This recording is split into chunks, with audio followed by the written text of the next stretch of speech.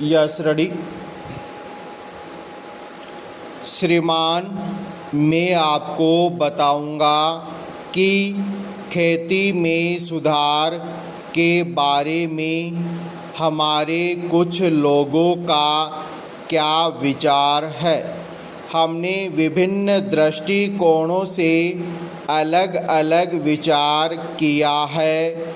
विशेष रूप से सबसे ऊंची सीमा बांधने तथा सहकार के प्रश्न पर, किंतु हम अनुभव करने लग गए हैं कि दोनों का आपस में गहरा संबंध है।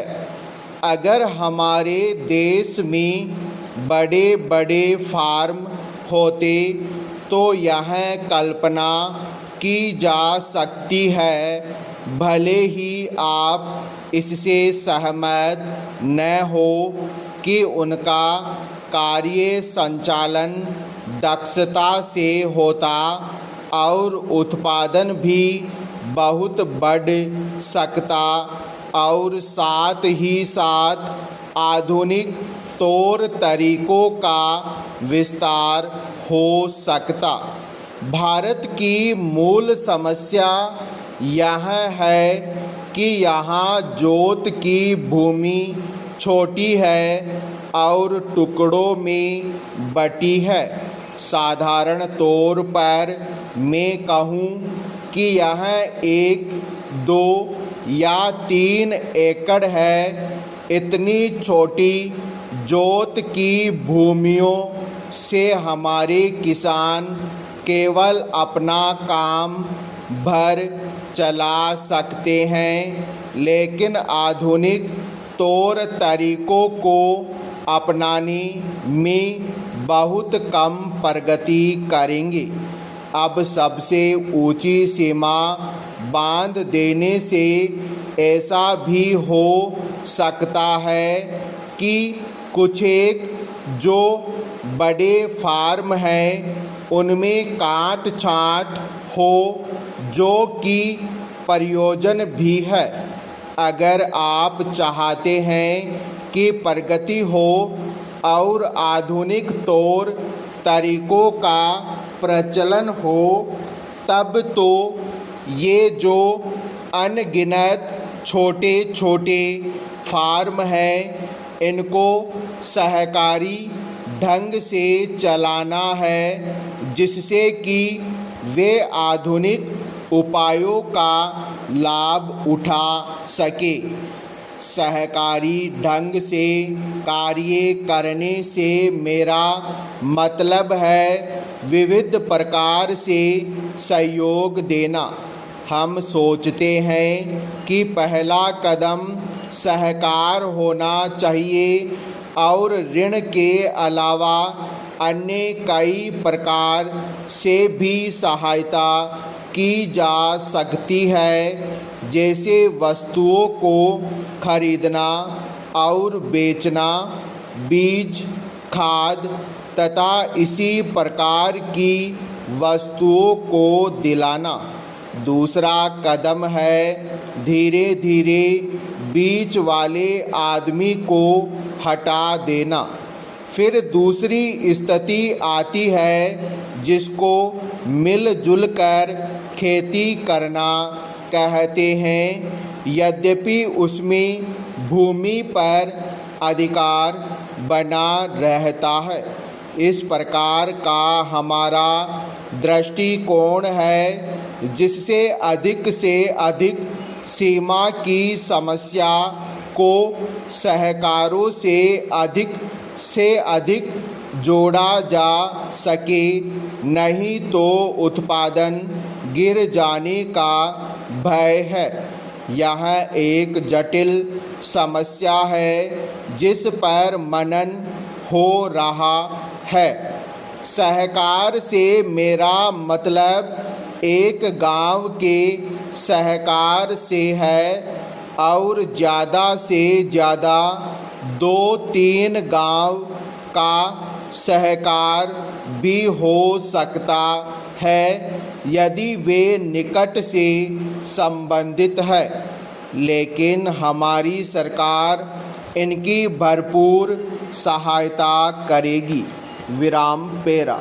महोदय, हमने ऐसा प्रयास ही नहीं किया कि किसी परियोजना को एक ऐसा संयुक्त उद्यम माना जाए जिसमें उसके निर्माता, श्रमिकों, वहाँ रहने वाले अन्य मजदूरों, वैज्ञानिकों, प्रबंधकों तथा अन्य संबद्ध लोगों को भागीदारी का अनुभव हो। विराम। हमने समस्याओं को पुराने कोण से ही देखा है और लोगों को अलग अलग खानों में बांट दिया है। इसलिए ये झूठे विभाजन समाप्त होने चाहिए। हमारे समाज में ऐसे अनेक विभाजन हैं, शायद वे सभी समाजों में होते हैं, लेकिन हमारे यहाँ वे सामान्य से कुछ ज़्यादा ही हैं। ये धर्म के आधार पर, जातियों के आधार पर, भाषा और क्षेत्र के आधार पर पाए जाते हैं। एक व्यक्ति और एक वर्ग को दूसरों से अलग करने वाली अनेक तरह की दीवारें हैं और इन सब विभाजनों से हमारा राष्ट्र कमज़ोर हुआ है।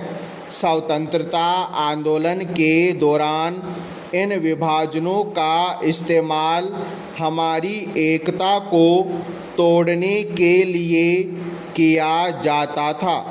आज भी इन्हें उन लोगों को कमज़ोर बनाने के लिए काम में लाया जाता है जो एक होकर खड़े होना चाहते हैं, जो भिन्न भिन्न जातियों और धर्मों के होते हुए भी एक ही उद्देश्य से प्रेरित हैं।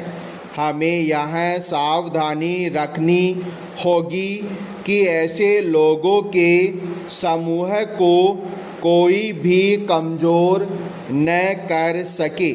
हमें ऐसे वर्गों का और विस्तार करने की कोशिश करनी चाहिए जिससे उनके अंतर्गत हमारे और भी अधिक ऐसे लोग आते जाएं जो एक विशेष उद्देश्य को पूरा करने के लिए कृत संकल्प हों, क्योंकि यही देश के हित में है। इसी से देश मजबूत बनेगा। देशवासी मजबूत बनेंगे जिनके अंतर्गत कोई एक वर्ग ही नहीं है बल्कि सभी वर्गों के लोग हैं। विराम पेरा। इसलिए संपूर्ण शिक्षा का अभिप्राय है कि हम केवल अपने अधिकारों के लिए संघर्ष न करें बल्कि यह भी देखें कि हमारे प्रयासों का अल्पसंख्यक समूहों पर क्या असर पड़ेगा। औद्योगिक क्षेत्र सुगठित है, उसकी आवाज़ शक्तिशाली है, उसमें एकता है और इसलिए इसका प्रभाव पड़ता है। लेकिन हमारे देश में बहुत से ऐसे वर्ग हैं जिनकी आवश्यकताएं अन्य वर्गों से कहीं ज़्यादा महत्व की हैं, परंतु उनमें एकता नहीं है। उनकी मांग को प्रस्तुत करने वाला कोई नहीं है और उन्हें शायद पता तक नहीं होता कि उनकी कुछ मांगें भी हैं, लेकिन केवल इसी कारण से उनकी उपेक्षा नहीं की जा सकती। हम यह नहीं कह सकते कि उनकी कोई मांगे नहीं है।